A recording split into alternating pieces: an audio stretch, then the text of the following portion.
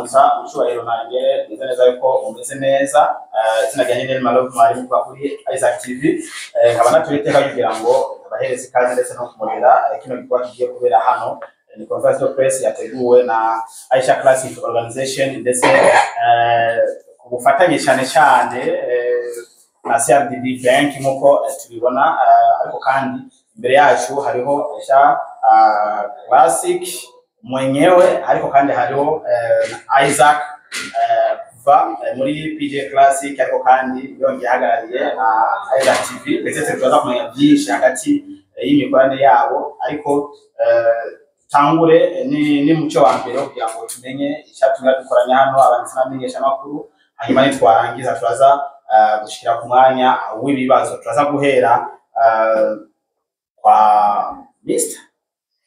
Kwa Monsieur le Président de Isaac TV, Isaac Classic, tumuha ikaze peut-être araza gutangura mu Burundi ko mama yambwiye ati bisako tuzakora kimwe n'igiswahili kugira ngo n'abari hanze y'icyo kuko ibintu bya East Africa baza kumvira tuyaga ndakoze.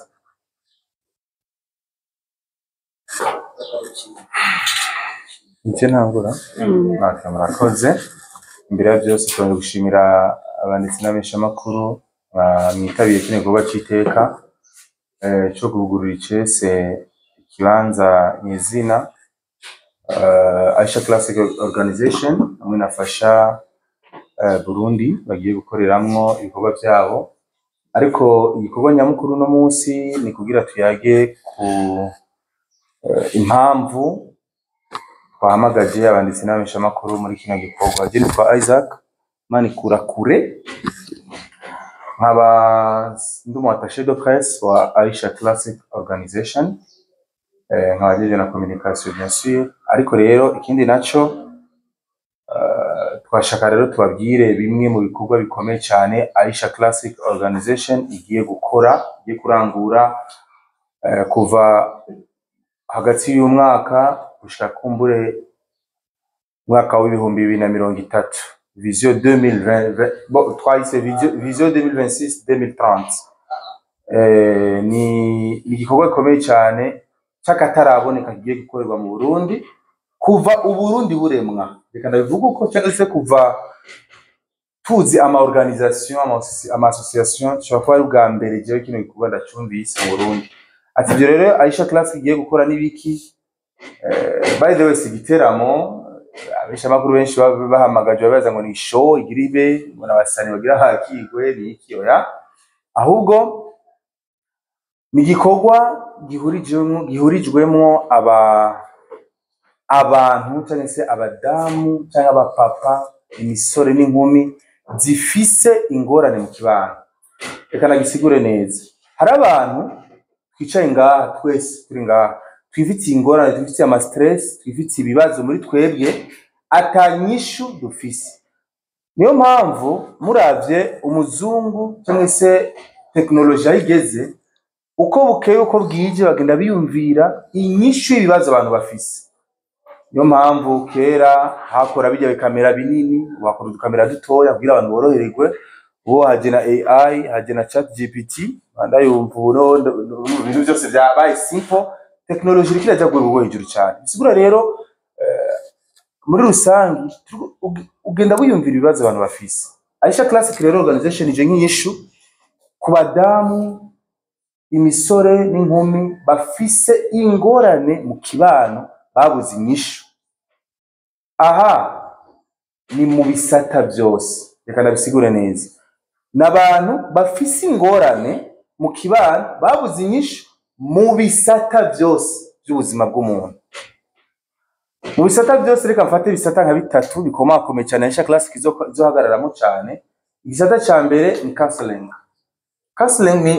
ni kumviriza muri rusange byose ni counseling ariko hanini rero ni gutorera inyishu y'ikibazo wewe ufise wabuze inyishu par exemple ndi umujene ndakeneye kugurura company yanjye ndabigenze gute Aisha Classic Organization ndagufasha kuguha idée planification plan d'action n'ibindi je ndi societe ndashaka ko ndandaza ibintu byanjye bishikira abantu benshi ndabigenze gute Aisha Classic Organization irabigufasha tubikora uku twabigufasha nk'uku byogenda uko ndafise ingorane reka rero mu kibano rero mu bene gihugu bato bato ndafise ingorane ndi umudamu ndubatse ndi umusore shaka kubaka ndi inkumi shaka kubaka mbega bimeze umva ndi mu ngorane z'urugo duhere kuba maze kubakana ndi mu ngorane z'urugo ryo rugo rwananiye umugabo je ngenda mwomoka ngira nigire uyu mugore yananiye kubera yakunaniye Aisha Classic Organization iraguye uyu mwanya bakakumviriza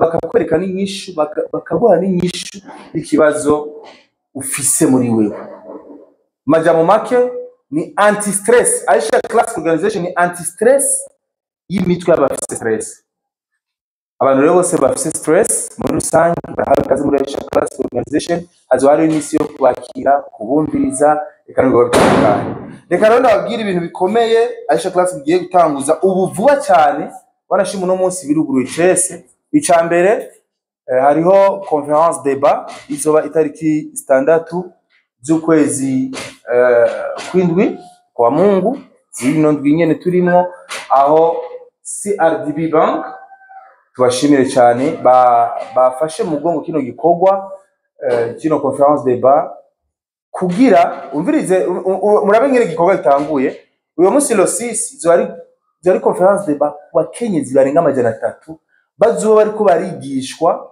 bariko barerekwa bariko barashinga intahe bariko baravuga ingorane muri rusangi bafise mu kibano kuko abakobwa ushono mwanya barakenga hari ibintu tukibakengeramo wari umuntu turumva neza yuko umukobwa atofatiyo kamera bakamera n'ugisha umwanya ari abantu bakimiza iyo mazo mentality abadamu nivyo mu bisata bitandukanye Imana ishimwe urabona ko barahagurukiwe barikukiye tubivuga uko arateye imbere bafite ama association bafite ama cooperative bafite ama organisation abashira hamwe rero kwa Mungu lo 6 zari umunsi mwiza cyane rero wo kubumviriza neza no kubigisha ingene bova muri izo ngorane ni problème psychologique n'umuti wa niyo cyo yo conference débat izo bigamije itariki 6 abadamu zo babona ni benshi twaratumiye benshi kandi kwinjira ni invitation urumva ama invitation yaratanzwe suvuga ngo amafaranga ni invitation invitation yaratanzwe ico ni cyambere cya kabiri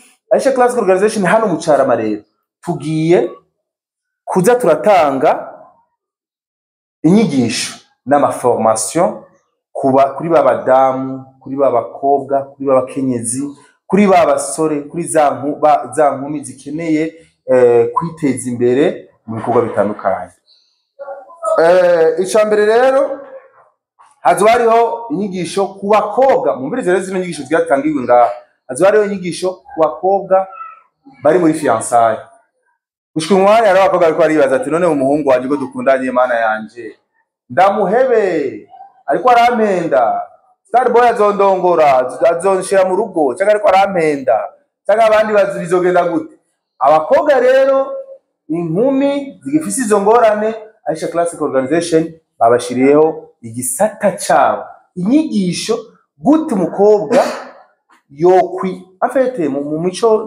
mico kama y'ikirundi turabizi utegerezwa kuba ufise turafise imico yacu turanga ariko imico kiratituka by the way imico kiratituka abantu bariko baratibanga abakobwa vraiment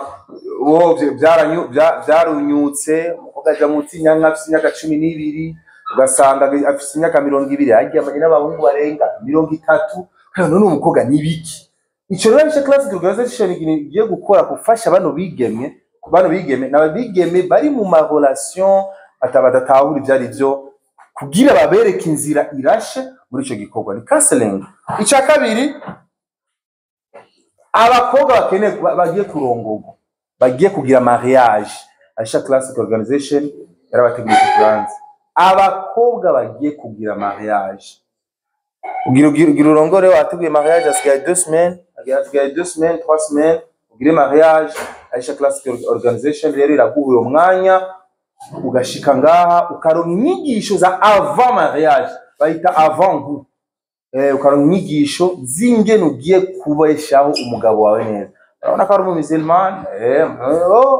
Islamu barazi bya bintu mukunda kuvuga barazi kugisha ingene bafata neza umugabo mu rugo n'ibindi nizo nyigisho rero abakobwa bagira mariage kuko uro munsi nuko Imana birateye isoni ingo zacu niziramba umva ubu mukobwa ararongorwa nyuma y'amezi 2 amezi 3 ngo yahukanye habaye ukacabumva kumena ikibazo nukutaronka inyigisho za avant yo kurongorwa ico rero Aisha Classic nimwe mpamvu navuze ati ije nka anti stress y'abantu bafite ama stress muri rusange ico ni cakabiri kizokorerwa ngaha cya gatatu abari mu rugo rero abarongoye rero bari mu rugo bari mu ngo zabo gasanga umuntu yibereye mu rugo abanye n'umugabo imyaka 10 imyaka 5 cyaramurambiye avuga ati umugabo wanje arinjira gasohoka kaza je ndamubonye sawa namubonye biramusha urumva yaramaze basi yarabadamu bari mu ngo bashaka kubona gaz mibiri yaramaze kwiplanta afite umugabo amubonye savata mubonye ntakimubwira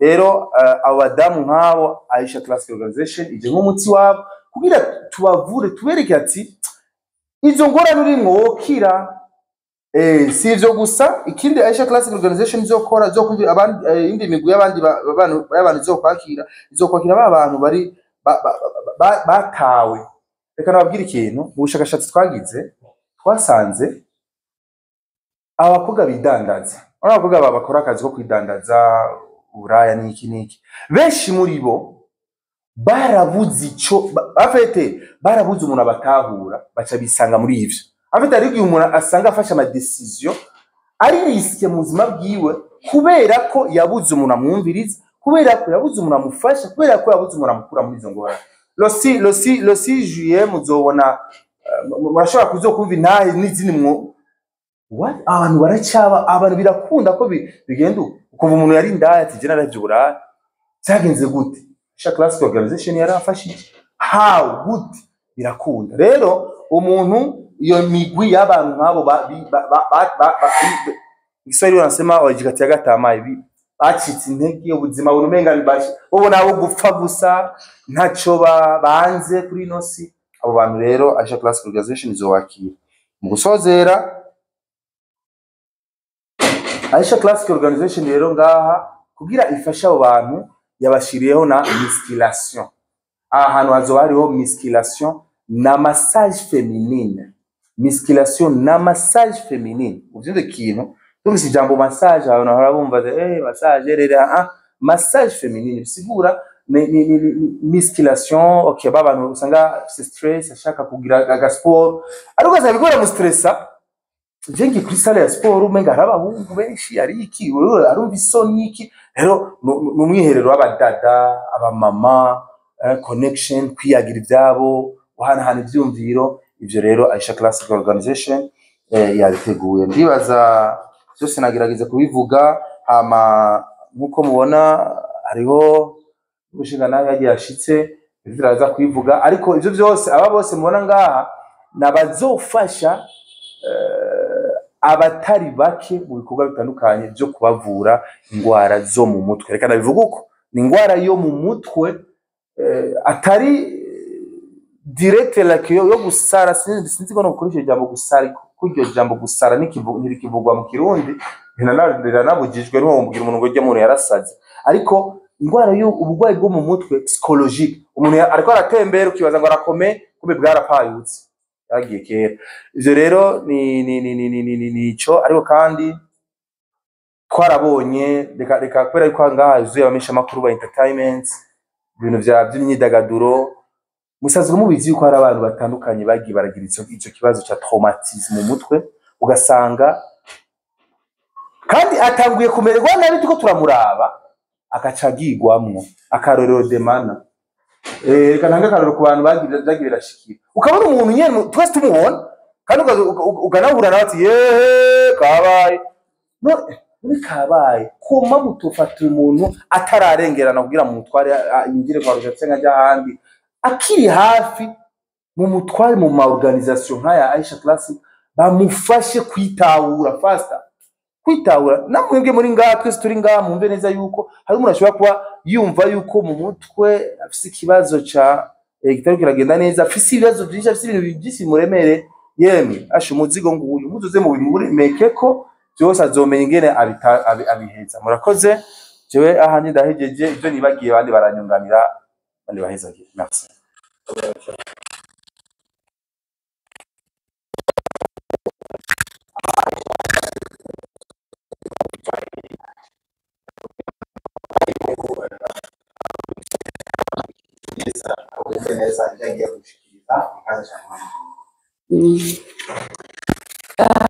Kwa heshima na taadhima, acha nitoe karibuni sana watangazaji kuja kuitika wito wetu ambao ni wito muhimu sana.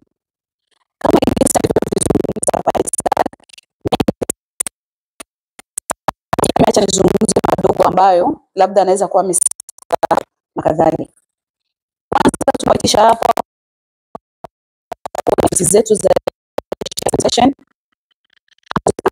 Monday ambao ni lendi tarehe 7 kwa wazi kwa ajili wale watu ambao watakuwa na matatizo. Ndio tunaanza kazi rasmi lendi. Na kama alivyosema na dimanche tutakuwa tuko na hiyo conference debat ili tuweze kueleza kwa kina kile ambacho tutakuja kufanya.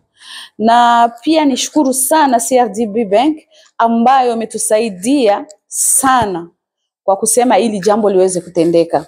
Kwa kweli Mungu awabariki na tutakuwa pamoja nao kwa siku zote kwa hao ambao wametufanyia mazuri sana. Kitu ambacho nataka kukizungumzia kwa sasa ni kwamba Aisha Classic Organization imekuja kuwa ni sauti kwa wanawake. Imekuja kutoa mawazo kwa wanawake, msongamano wa mawazo ambayo mwanamke anahisi kwamba yeye hafai tena katika jamii. Basi Aisha Classic Organization imekuja kusimama kwa ajili ya mwanamke. Kwa nini asifanikishe katika maisha? Kwa nini awe na stress? Kwa nini aone kama dunia imekwisha? Na yeye ni mwanamke ambaye ndiye mama ambaye anazaa watoto na jamii ya kesho. Kwa hiyo sisi tunasimama na wanawake wote ambao wana msongamano wa mawazo. Hatutizami dini kwamba eti huyu na dini gani, hapana. Sisi tunapokea wanawake wote ambao watakuwa na hilo tatizo. Pia na wanaume kuna mtu ambaye atakuwa anawapokea ambaye ni dokta ambaye pia alisomea masomo vizuri na akaelimika ambaye tuko naye hapa na nitampa nafasi azungumze. Kwa hiyo Aisha Classic Organization imekuja kuwa ni sauti. Imekuja kupangusha machozi wale wote waliolia kwa muda mrefu. Imekuja kusaidia wale wanawake anaenda kwenye ndoa hajui hata anakwenda kufanya nini. Anapata elimu na kujua mwanaume ni nini na nitaishi naye vipi. Na ikiwa huyu mwanaume atamletea matatizo, Aisha Classic Organization itasimama naye kwa hali zote ili mambo yake yaweze kuwa mazuri. Kwa hiyo hii ni sauti ya wanawake ambayo imekuja kupangusha machozi ya wanawake wote. Na ni vitu vingi ambavyo tutavifanya sana sana hii maradhi ya kisaikolojia. Bimaana maradhi ya kisaikolojia ni msongamano wa mawazo. Unaweza kuona mwanamke yuko ndani lakini unaona anapenda kukaa peke yake. Wewe kama mtu mwanafamilia unajiuliza kwa nini huyu mwanamke anapenda kukaa peke yake? Jiulize hilo swali. Kwa nini yuko mpweke? Hapendi watu, sometimes yuko chumbani, sometimes yuko nje, sometimes hataki fujo za watu. Huyu mwanamke ana tatizo kichwani. Msongamano wa mawazo umemtesa, alafu hana nafasi ya kuexpress, kuambia watu na tatizo hili. Kwa hiyo mtu kama huyo sisi tuko hapa kwa ajili ya kumsaidia. Kumsaidia kwa hali zote, counseling, kumpa ushauri na kumweka sawa. Sababu gisi msongamano wa mawazo unazidi, gisi anazidi kuathirika katika mwili wake. Na mpaka wengine wanawake unaweza kumuona iko nasema peke yake, kumbe ameshaathirika kichwani juu labda mawazo mume anamtesa, labda mapenzi, labda maisha, labda watoto. Hizo zote ni tatizo ambazo zinakuja katika jamii ambao Aisha Classic Organization tunaenda kutia nguvu kwa wanawake kama hao ili wasimama wenyewe kama wenyewe. Waweza kuona mwanamke amekuwa disappointed, mwanaume amemkataa ama amekuwa na breaking heart. Huyu mwanamke ule msongamano wa mawazo wa mapenzi utamuisha vipi ili aone kama maybe tomorrow nitapata mwingine mwanaume ambaye atanifaa zaidi ya wewe. Basi sisi kama Aisha Classic Organization tuko kwa ajili ya mwanamke ambaye ana mawazo, ana machozi, moyo wake umevunjika. Tunamuita na kumsaidia ili aone kama hata kama nimeachika ama huyu mwanaume ameniacha, kesho nitapata bora zaidi. Yaani tuko kwa ajili ya kuwatia wanawake sawa. Sio hivyo tu, tuko na formation ambazo tutawapa wanawake. Kuwafunza kazi, kuwafunza maisha, kuwafunza business, kuwafunza hivi na hivi ili wapate maendeleo, to empower the women. Tunataka kuwapa nguvu wanawake. Unaweza kuona mwanamke iko na 500,000 kumkono. Hizi franga nizifanye nini? Hana cha kufanya, hana wazo. Anachukua pesa yote anaenda sokoni, anauza mavazi, anauza nguo, finish. Hana tena hata pesa ndogo ndani. Kwa sababu gani? Hakujua nifanye nini. Sasa Aisha Classic Organization inampa wazo hizi 500,000. Wewe unaweza kuziona ni ndogo, lakini acha tukupe wazo ya kuzizalisha zikawa 1,000,000 kesho. Ndio kazi ambayo tutaifanya kwa wanawake, kuwasaidia ili wasonge mbele, kuwasaidia kimaisha ili na wenyewe wasimama wenyewe kama wenyewe, kwa sababu hatutaki wanawake wazarawike kama wenyewe hawafai katika jamii. Hapana. Mungu ametupa akili sisi wote na tunaweza. Wanawake tunaweza. Tena tunaweza sana. Na hakuna mwanaume aliyefanikisha katika maisha isipokuwa nyuma yake pana mwanamke mweko strong, mwenye mawazo mazuri. Na ndio maana huyu mwanaume akawa strong, akafanikisha katika maisha. Bimaana wanawake tunaweza. Na hatutaki kama Aisha Classic Organization tuone wanawake wanajiona kama hawawezi, hali ya kuwa wanaweza. Kwa hiyo tutawapa mafunzo mengi tofauti, tutafanya masemina, tutafanya kila ambacho tunakiweza, tuhakikishe kama wanawake wote wako vizuri. Pasina kutizama dini, ili naligusia, pasina kutizama dini. As much as ni mwanamke anakuja na anafanyiwa counseling kama wengine. Pia tutakuwa na massage. Kuna mwanamke ambaye anataka kurelax, iko na mawazo, labda kazini wamemvuruga, labda wamemfukuza, labda hivi ni. No, Aisha Classic Organization ndio maana tumechukua ofisi kubwa. Unaona kama hivyo, upstairs, downstairs, yani na juu na chini. Kuna chumba special cha kufanyia massage ya manero wanawake, wale wenye wana msongamano wa mawazo, kuwafanyia massage kwenye shingo, mabegani, ili asikie na relax, ajisikie kama she's okay. Kwa hiyo tuko hapa kwa ajili ya kusaidia sana 80% wanawake. Sababu ndio wenye kuteseka, ndio wenye kudhalilika, ndio wenye wanaonekana kama hawafai. Sikusema kwamba wanaume tuweze kuwasaidia, lakini wanawake ndio pointi yetu kubwa sana kama Aisha Classic Organization, kuwasaidia kwa kila hali na mali. Na ndio maana tunatuma hii sauti Burundi nzima na nje za nchi, waweze kutusikia kile ambacho tunataka kufanya. Wanakuambia Waswahili mkono mmoja hauvunji chao, si sawa? Kwa hiyo inaonekana kwamba tunahitaji support zao, umoja wao, nguvu zao, ili tufike kwenye haya malengo. Na tutatumika, si kwamba tunatumika Burundi tu, tunatumika East Africa. Tuko na Tanzania, Uganda, Kenya. Tutakuwa tunaenda hapo, tunafanya masemina, tunatumika nao wote ili kufikisha hili jambo Afrika yote, wanawake wawe na nguvu, wasonge mbele. Hakuna vitu vya kuonewa. Pia Aisha Classic Organization itakuwa na lawyer. Lawyer ndo avocat kwa ajili ya wanawake. Unamuudhi mwanamke, unampiga, unamuonea au unamfukuza na watoto nje, ajue aende wapi, hali ya kuwa ulimuoa ni binti, leo umemwona shazaa watoto wanne unatupa nje. No, Aisha Classic Organization hilo italisimamia. Na huyu mwanamke atapata haki zake zote kama inavyostahili. Kwa hiyo tuko hapa kwa ajili ya kuwasaidia wanawake, na tunapenda wanawake watusupport, waje, wajisajilishe, wajiandikishe, tutawafanyia kile ambacho kinastahili. On Monday tunaanza hiyo kazi, waje rasmi na kila mmoja atapata karte yake kama member wa Aisha Classic Organization, na tutafanya vile tunavyoweza. Na nafikiri vingi sana watavisikia Sunday, ambao ndio tutazungumzia kila kitu na kazi ambazo tutazifanya. Kwa hiyo mimi nafikiri nikishia hapa, mengi mtakuwa mmesikia. Acha nimwachie dokta ambaye yeye pia atasimamia haya maradhi ya kisaikolojia na tiba yake, ambaye tutatumika naye kwenye Aisha Classic Organization ili kusaidia wanaume pia na wanawake wenyewe vimezidi kipimo. Kuna ile counseling unaongea naye mnamaliza anakuwa sawa. Kuna ile unaona kama hapana, hizi stress is too much, lazima wewe apate help, labda ya dawa kusinzia, kurelax nini. Kwa hiyo tutatumika hapa na dokta wetu huyu hapa. Acha tumwachie neno na yeye aguse kunapo hayo maradhi, ili watu waelewe vizuri tunataka kufanya nini kwenye Aisha Classic Organization. Ni hayo tu.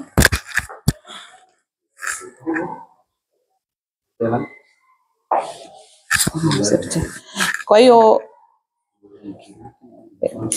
c'est Elias Mignon, je suis psychologue. Je salue